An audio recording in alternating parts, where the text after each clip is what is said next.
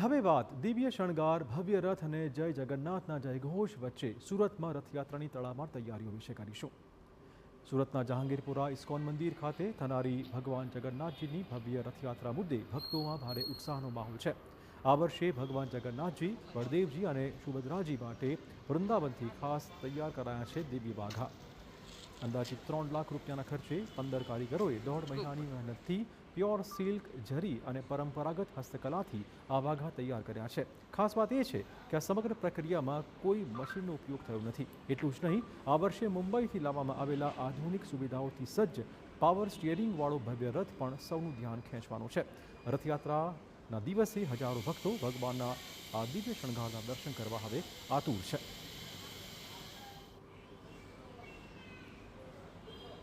जो ड्रेस भगवान पहनेंगे वो 3 लाख है, वृंदावन से बन के आ चुकी है।